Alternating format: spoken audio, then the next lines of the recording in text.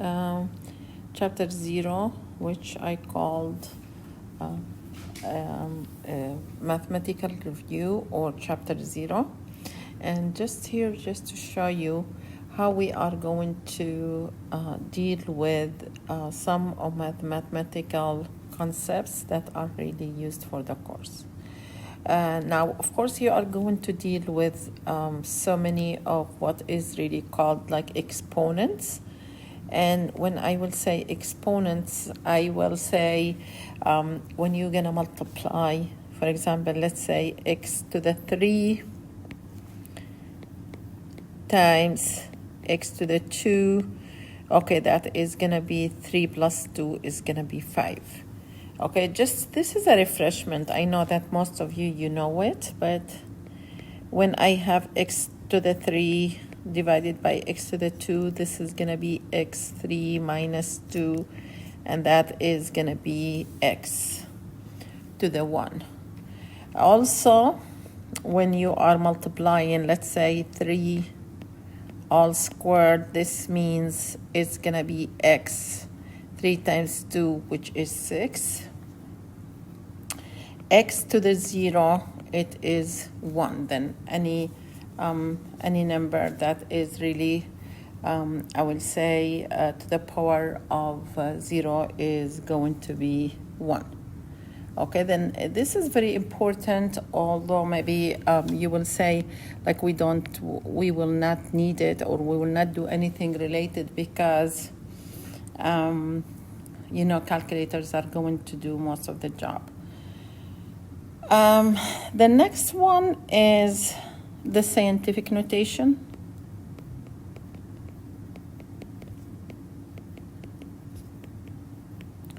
Of course, you are lucky to have the calculators that we have now, which are really, we are using, we can set them to have numbers in scientific notation, and they're going to give you the answers in scientific notation.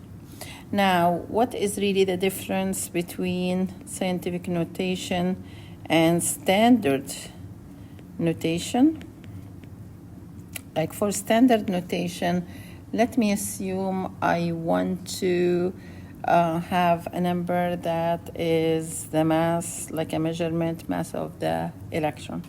Like for the standard 5, 6, 7, 8, 9, 10, 11, 12, 13, 14, 15, 16, 17, 18, 19, 20, 21, 22, 23, 5, 6, 7, 8, 9.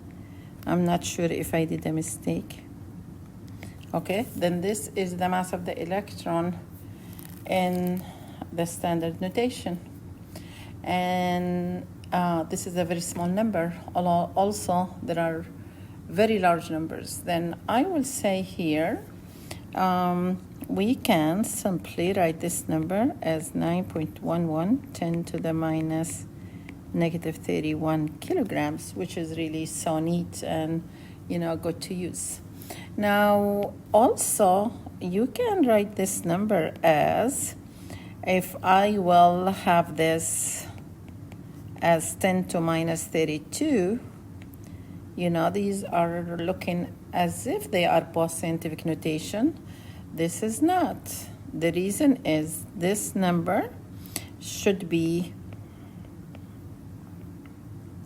1 or more, but less than 10. Okay, then there is a condition for the number. Why we like to have these scientific notations? Because then calculations are really very easy. For example, if you wish to find 5.6 10 to the negative 3 divided by 2.8 10 to the minus 6. This is actually how I do my calculations. I don't use exponents on my calculator. I do this 5.6 divided by 2.8. I do that, and then here for the what is called exponents. I forgot the number. Okay, then this is negative 3 divided by 10 to minus 6. Like I will find that number here, and then I will do this calculation by itself. Then it's gonna be like much easier for me to do this calculation. All right, next we need to know how to solve equations, and really here showing you an equation that is 2x squared plus 4 equals 22. And just simply you want to get rid of the 4, then you're going to subtract 4 from both sides. And then you're going to have 2x squared equals 18. Then you divide by 2 by 2. You're going to get x squared equals 9. And remember always that x can be having the negative or the positive root, then plus or minus 3, which means I can use either one. And in physics, it's very important to differentiate between the two, because we are going to deal with vectors, and in vectors we will have the plus different from the negative, okay? And because it's gonna show a different direction. One more thing I want you to deal with is the quadratic formula, where we will be able to, solve, for example, like I have 2 roots for my equation, and an equation like this one here, I want to solve that, then I will use the quadratic formula solver for that. Now, I can rearrange the equation to be written like this. Here, I can say that the coefficient of x squared is my a, my b, it is the coefficient of x, and c, it is the coefficient of the last one, the constant. Remember to consider their signs. Then x is going to be minus b, then minus 2. Plus or minus square root of b squared, which is 4, okay, minus 4, a, it is 2, c, negative 24, divided by 2 times a, which is 2 times 2. And therefore, I can say this is plus 2, plus or minus square root of 4 plus 192 divided by 4. And that is 2 plus or minus 14 over 4. And therefore, I can say 1 root is going to be 2 plus 14 over 4, which is going to be 16 divided by 4, which is 4. Or x can be 2 minus 14, which is negative 12 over 4, which is negative 3. Then these are the 2 solutions for this quadratic equation. The next is simultaneous equations, and with simultaneous equations, there are many methods. One of them is elimination, and the other one is gonna be substitution, or I can actually use also sometimes graphs to solve simultaneous equations. Sometimes I can divide them. Then I will say here there are many methods to solve simultaneous equations, and we are going to go over these whenever we're going to have solutions. But just I want to show you one of the things that I will use here. I will use elimination. Then this is the way that I'm going to do this. I will multiply this by negative 3. And it's very clear because I want to have 3x here and negative 3x here. Then after I multiply negative 3x minus 12y equals, and then I will multiply 14. Don't forget, this is one of the most important mistakes that we do, is we forget the multiplication here, to multiply all the numbers.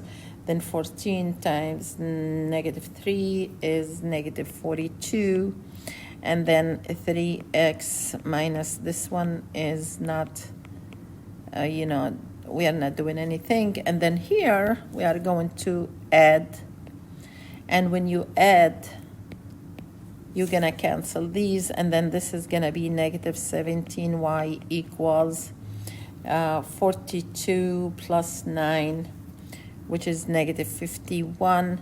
And then I will divide 17 both sides, -17 both sides, to get rid of that negative, and also to find the solution, and that is 3. After I calculate y, I will be able to use either equation. I can use this one to calculate what is going to be x. Then 3x equals 5y minus 9, and x, it is 5y minus 9 over 3. Then it is 5 times 3 minus 9 over 3, which is 15. Minus 15 minus 9 divided by 3, which is 2. The next topic is relationships between variables. Some of these relationships: direct relationship, inverse relationship, inverse square. And these are really very important in, these relations, in solving some of the conceptual questions, especially, or just show relationship between different variables. For example, here when I will say, for example, A equals F over M, then here I know that there is direct proportionality between the force and the acceleration. Then if you double F, A double, and if you triple, make it 3F, this is going to make it 3A. And if you wish to find the relationship between them as a graph, you will find that is going to be a straight line like this, okay, to show direct relationship. There is also an inverse relationship here between A and M. Then if you double M, this is going to make A 1/2. And if you will triple, this is going to be 1/3 A. And here the relationship, it is looking like,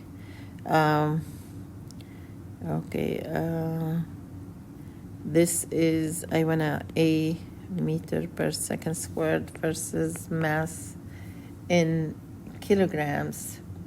And for inverse relationship, we have a graph something like this. Also, we know that some of the equations might be inverse square, where here there is, let's say, an inverse relationship between F and R squared. This is the universal gravitational law. And of course, we are going to, learn something about it. Here, if you will double R, F will be 1/4, because it is squared, it's going to be here 1/2R squared. This is where the 2 is going to come. If you triple, this is going to be 1/9 times F, because this is going to be 3R squared. Graphs, I will talk about, these intensively in the lab, when we have the slope positive, the slope negative, the slope 0. Like here, This is the shape when the graph is having positive. This is when it is negative. Slope equals 0 for a horizontal line.